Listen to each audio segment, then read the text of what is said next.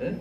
우리가 사람이 사실은 굉장히 큰 존재인데 조금만 방심하면 아주 작은 존재로 이렇게 되어버리는 것 같아요. 어떨 때는 요만큼도 못 들어가게끔 속이 좁아지는 경우가 많이 밴댕이 있는데 송알딱지. 이게 우리가 좀 자꾸 크게 이렇게 생각할 필요가 있지 않나 이런 생각이 듭니다. 우리가 학문 중에서는 가장 그 높은 단계가 이제 심리학을 하고 그 다음 단계가 철학이라고 그래요.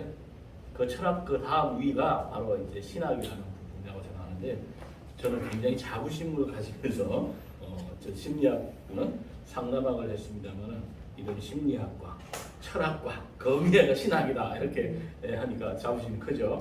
굉장히 중요한 부분이거든요. 그러니까 어쩌면 인간에 대한 부분들을 다 이해하고 나서 신의 영역까지 이제 이해하는 부분이지 않느냐 이런 측면에서 얼마나 귀한 것인가 다시 한번 생각해 보면서 이 시간을 마쳤습니다. 한 20분 동안 함께 나눌 부분들인데 각자마다 이렇게 공부를 하면서 나아가는 방향들이 있는데 저는 그런 생각이 들었어요. 제가 막 신학을 하려고 할 때 저는 간디의 말을 굉장히 깊이 들었어요. 간디 아시죠? 인도의 간디. 간디가 뭐라고 얘기를 하냐면 나는 크리스찬은 좋아한다. 아니 나는 그리스도는 좋아한다. 그러나 크리스찬은 싫어한다. 왜냐하면 크리스찬들이 그리스도와 같이 살지 않는다는 그 굉장히 충격을 받았어요. 아니 이거 참 그래도 간디라는 사람이 이야기를 하는데 그러면서 왜 크리스찬들은 그리스도와 같이 살지 못하는가 이 부분이 좀 의문이었는데 사실은 저는 여기 크리스찬이 될 때 굉장히 두려웠습니다. 제일 두려운 건 뭐였냐면 예수님 같이 나도 순교를 해야 되는데 아무리 해도 자신이 없는 거예요. 제가 그게 들어가는데 그럼 제가 그리스도가 되면은 예수님과 같이 살아야 되는데 어떻게 그 십자가에 못 박힌다고 생각하니까 이게 도저히 되질 않더라고.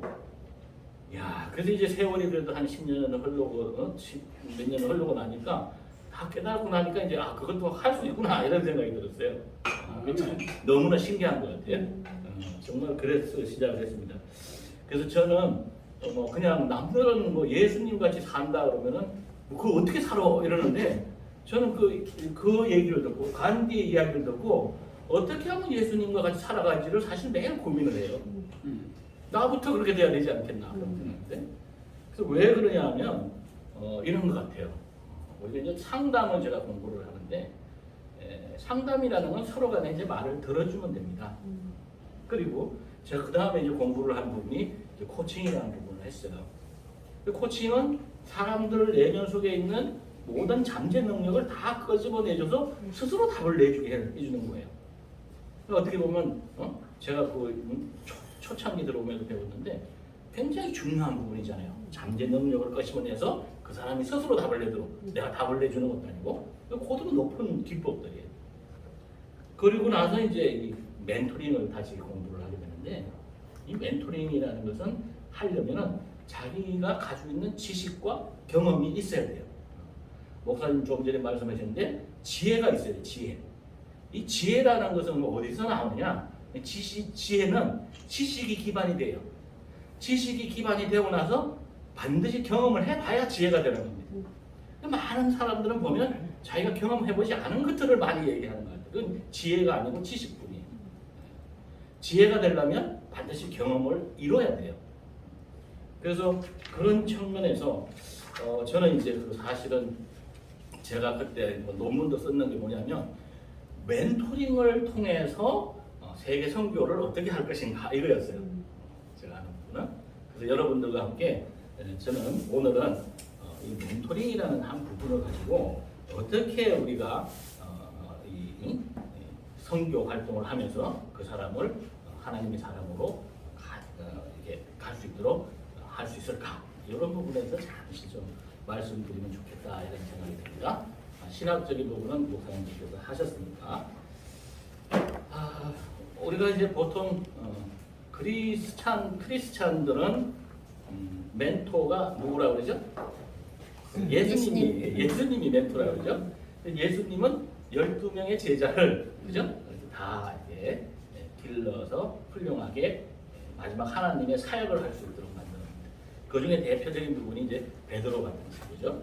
굉장히 좀 성질이 천방지축하고 가열집이고 이런 사람임에도 불구하고 그 사람이 마지막에는 예수님보다 더 큰 일들을 해낼 수 있도록 만드는 겁니다.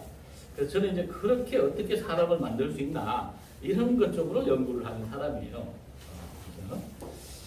그래서 이제 보통 이게 이제 베드로의 그 멘토링 기법은 약 한 8단계를 거칩니다. 8단계.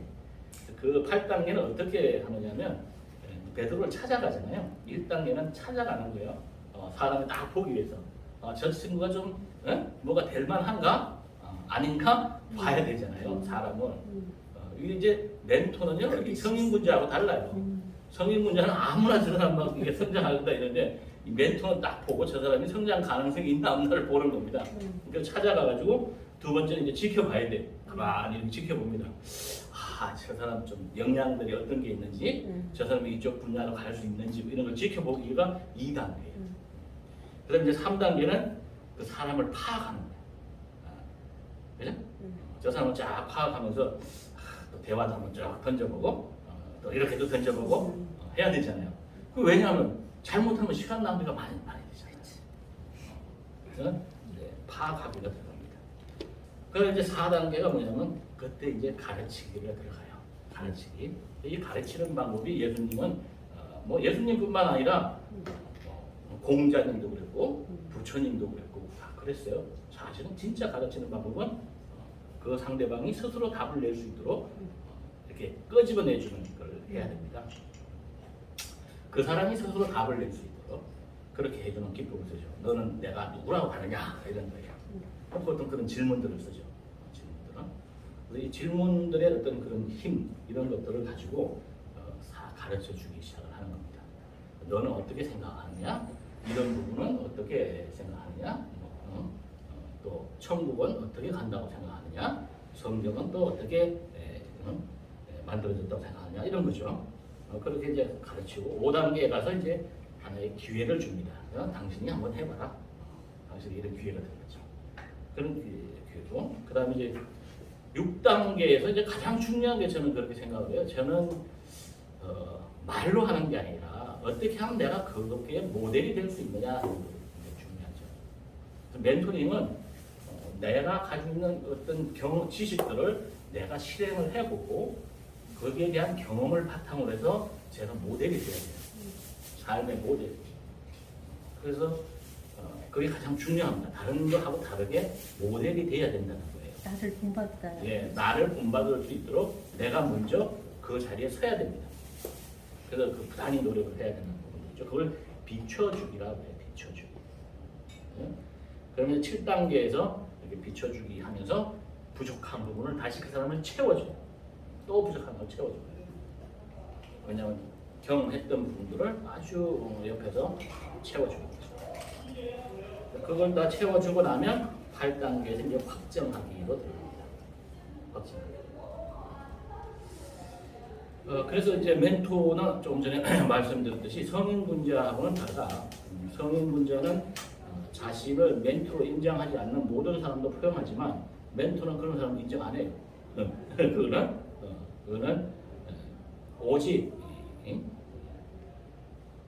멘티에게만 자기의 어떤 그 해안들을 보여줍니다. 믿는 대로 보여주는 게 아니고 아주 일대인데 사실은 이제 예수님도 보시면 뭐 부처님이나 공자님이나 이런 데 비하면 굉장히 제자가 인원이 몇 명 안 돼요. 몇 명 안 돼요. 그러니까 다시 그걸 보면은 다시 그러니까 멘토링이라 그러면 핵심 인재를 길러내는 기법이다 이렇게 보시면 아무나 막 길러내는 게 아니고 이 사람이 중심적인 인물이 될 수 있는 사람이 아닌가 이걸 보면서 여러 가지 지켜보고 파악하고 가르치고 기회 주고 비춰주고 이러면서 어떤 그게 중심되는 사람을 이제 성장시키는 것이다 이렇게 이해를 하시면 좋을 것 같아요. 그래서 어떤 이 멘토링은 1대1로다가 어떤 관계적인 경험을 통해서 이루어지는 거예요. 그 1대1로 그러니까 1대1로 이렇게 경험을 통해서 이루어지고 그 기본에 가장 중요한 것이 멘토와 멘티 간의 사랑과 신뢰가 기본 요소가 된다. 그래서 우리 이종택 목사님이나 우리 한명희 목사님의 관계, 김영순 목사님의 관계, 이 관계가 멘토링에서는 아주 모델적인 잘 돼 있죠. 그런 부분들이 상호 신뢰나 사랑이나 이런 것이 기본 바탕으로 돼야 됩니다. 그렇게 해서 멘토링 관계가 지속돼야 되는 겁니다. 그래서 결국 이제 우리는 이렇게 했을 때 어떤 그 최종적인 목적은 그러면 어디로 가야 되느냐 하는 부분이잖아요. 한 사람이 어떤 멘토링을 통해서 마지막 단계까지 갈 수 있는 것. 그러니까 지난번에도 말씀드렸습니다만, 자, 우리가 왕세자라고 한다면 벌써 뭔가 자질이 있는 사람이죠. 자질이 있는 사람이에요. 노라도. 네, 그래서 코칭의 기법이나 멘토링의 기법은 상당히 티칭하고 가르치는 건 좀 달라요. 가르치는 것은 그냥 티칭으로 들어가지만 이 사람들은 벌써 자질을 가지고 있는 사람들이기 때문에 티칭이 아니라 그 사람 스스로 질문을 통해서 답을 낼 수 있도록 만들어주는 그런 기법들이 필요한 거죠. 그게 달라요. 그래서 그러면 그 사람들은 벌써 어느 정도는 다 준비되어 있는 사람들이죠. 지금 여기 계십니다. 그렇죠. 대단하신 분들이죠. 벌써 뭐 기본 바탕이 되어 있으니까 그분들에게 질문을 통해서 서로 답을 이렇게 얻을 수 있도록 그렇게 만들어주는 역할이라고 생각하시면 됩니다. 그랬을 때 그러면 그 성장의 속도는 어떠냐? 왜냐하면 뭐 듣는 것보다는 공자가 그런 얘기를 하잖아요. 듣는 것이 아니라 직접 행하도록 하는 것이 중요하다. 왜냐하면 듣는 것은 금방 잊어버려요. 자기가 듣는 것은. 그래서 가능하면 저희는 사실은 이렇게 전부 실행하도록 만듭니다. 모든 교육이.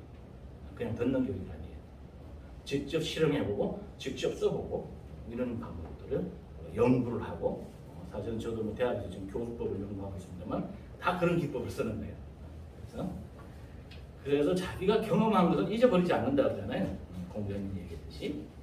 그렇게 잊어버리지 않도록 어떻게 교육을 할 수 있는 게 뭘까? 그런 것들을 좀 연구하는 거다 이렇게 보시면 좋을 것 같습니다. 그래서 항상 멘토와 멘티 관계 속에서 그 사람이 실천해 볼 수 있도록 기회를 제공해 주는 거예요. 자꾸 만들어주고 그래서 완전하게 경험해보고 나서 얻어질 수 있는 것을 습관화될 수 있도록 그렇게 만들어줍니다. 그래서 보시면 되겠습니다.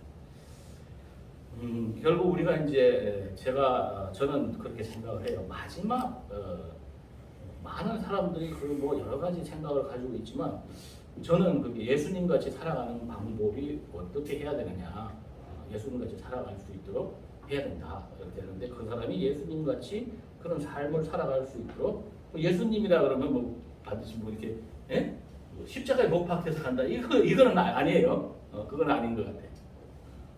그래서 저는 예수님이 천국이다 이렇게 보여요. 천국 복음이라는데 천국이라고 해요. 왜냐하면 예수가 오시기 전에 성경적으로 보면은 세례 요한이 회개하라 천국이 가까웠다 이랬잖아요. 예수님이 오시는 거를 보면서 회개하라고 그랬다고. 근데 저는 사람들이 회개에 대한 부분을 다르게 보는데 저는 회개를 어떻게 보느냐면 회개는요 원래 상태를 고스란히 그대로 가지고 있는 걸 회개라고. 원래 상태. 본래 거를 이렇게 적이 없이 그대로. 근데 그걸 뭘로 보냐면 자꾸 되돌아가라라는 거예요. 그게 본래가 뭐예요? 하나님. 저는 그렇게 보는 거예요. 그 본래대로 되돌아가라고 자꾸 얘기를 했는데 처음에 예수님이 오시기 전에도 얘기를 했는데 돌아가시고 나서도 또 그 얘기를 해. 계시록에 보면 또 회개하라고. 그러면 아직도 안 돼. 제대로 몰랐다 이런 얘기예요. 뭔지. 그럼 내가 어떻게 그 본래대로의 그 상태를 고스란히 가질 수 있을까? 이걸 고민해야 되잖아요. 그걸 고민해야 돼요. 근데 그걸 고민해야 되는데 그게 될 수 있는 방법이 뭐 있어? 저는 이제 그렇잖아요. 누구나 다 가보면 다 10개명 갖다 대면 다 죄인인데 다 대부분 다 죄인이에요. 자기가 아니라고 하는데 아니에요. 저는 다 해봤어요. 누구를 막는 큰 소리 치는 사람들일수록 더 죄가 많아. 실제 제가 그런 사례를 하나 말씀드릴게요. 이분이 굉장히 자존심이 돼서 저도 그랬어요. 사실 난 죄가 없는지 알았어. 잘 살았다고. 인생을 잘 살은 거야. 근데 이분이 암에 걸렸어요. 이제 돌아가시게 돼서 얼마 안 되면 6개월 성교를 받았어요. 그래서 이제 찾아온 거야. 목사님 왜? 예? 지금 뭐 아주 뭐 괴롭대 인생이. 예? 6개월 선고를 받았어요. 근데 내가 그랬어요. 회개 한번 해보세요. 회개할 게 없대. 잘했다고. 그 10계명을 한번 갖다 놓고 한번 보세요. 그랬더니 이제 찾아와가지고 막 우시는 거야. 봤더니 참 뭐 조금 어릴 때 도둑질도 했지, 또 무슨 뭐 간음도 했지, 안 한 게 없어. 그런데 자기는 안 했다고 착각에 빠진 거야. 근데 나도 보니까 그래요. 뭐 어릴 때 도둑질 안 하는 사람이 어디 있어?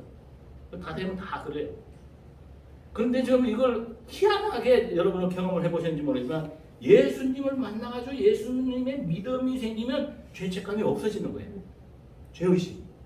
이게 뭐 예수를 안 만나고 그냥 살면요, 죄의식 때문에 일이 안 돼요. 사실은 자기 마음속에 죄가 있기 때문에 이거 자기도 모르면서 그냥 세상 살아가는 거예요. 근데 거기서 자기가 엄청 울면서 회개를 하시더라고요. 실제로. 그래서 당신이 참 잘 봤다. 근데 자, 어쨌든 그런 부분들로 인해서 우리가 온전하게 간다는 길은 바로 그런 예수님을 만나서 성령이 나에게 임했을 때 가능한 거예요. 예수와 함께 됐을 때 내 죄의식이 없어지는. 그렇지 않으면 사업도 안 되고 뭐든지 안 돼요. 제 경우는. 그러니까 예수를 만나면 죄가 사해지는 거야. 희한한 일이에요. 그 경험이 너무 신기해요. 그래서 이제 저도 그렇게 되고 나니까 마음이 편안해져요. 저는 하는 것마다 사업을 해가지고 한 7번을 무너졌으니까 얼마나 무너졌게 실패의 경험이 많겠어요. 나중에 보니까 바로 그런 데서 있다. 저는 그렇게 보여지더라고요. 그래서 이제 우리는 바로 그렇게 예수님과 같이 산다는 것은 예수와 같이 십자가에 못 박혀서 돌아가시는 게 아니고 예수님을 믿다 보면 예수님이 너희들에게 내가 가는 것은 성령을 보내리라 했듯이 그 성령이 나에게 임해지는 거예요. 그 성령이. 그러면 이제 하나 예수님과 연합된 거잖아요.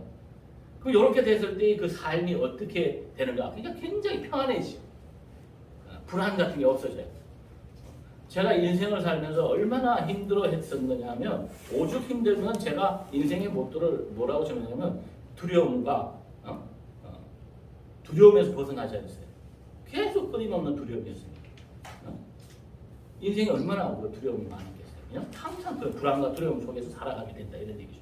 그러나 그것이 임했을 때는 그 자체 사가 없어져요. 진정한 평안입니다. 평안, 내 마음의 평안, 평안과 또 자유로움 속에. 근데 나중에 진리를 딱 깨달잖아요. 모든 거에 자유로운 사람이 되어버리는 거예요. 모든 거에 자유스러워졌어요. 그래서 그런 경험을 저는 하게 됩니다. 아주 자유로운 사람이 되고 모든 거에서 걸림이 없는 사람이 됐어요. 그리고 마음의 평안이 있고 그런 관계를 만들어진다. 그래서 그런 사람을 만들어주도록 경험했기 때문에 어떻게든 그거 하는데 그게 다시 말씀드리면 임마누엘이 이게 하나님이 함께 계신다 이런 얘기입니다. 자, 이게 뭐 예수님이 그냥 얘기하니까 성경적으로 그냥 자꾸만 그렇게 받아들이는 사람 많지만 아니에요. 하나님이 내 안에. 목사님들 보면 내 안에 하나님이 계시는데요. 이런 분들 많이 있어요. 그죠? 하나님이 내 안에 임재해 있는 걸 느껴요.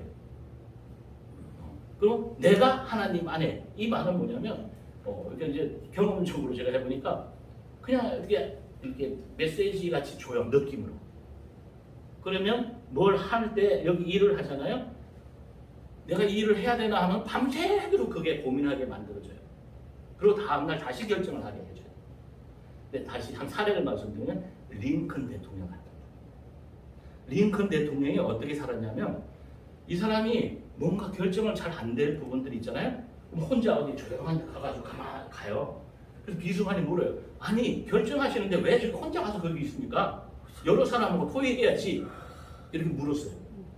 그때 링컨이 뭐라고 그러냐면 하나님을 만나러 간다 그래요. 하나님을 만나러.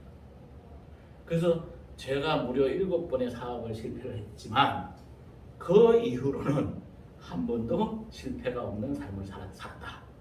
그렇게 여러분들에게 말씀드리면서 진정 하나님께서는 내가 온전하듯이 너희도 온전하라. 그 온전함이라는 것은 인간의 몸으로는 온전할 수 없다. 뭐냐? 하나님. 내 안에 하나님이 함께 임했을 때, 성령이 임했을 때 온전해질 수 있다. 이렇게 말씀드리면서 오늘 여러분 모두가 이 중요한 신학을 공부하면서 그러한 인재가 있기를 바라면서 여러분 모두에게 축복이 넘치기를 바라겠습니다. 감사합니다.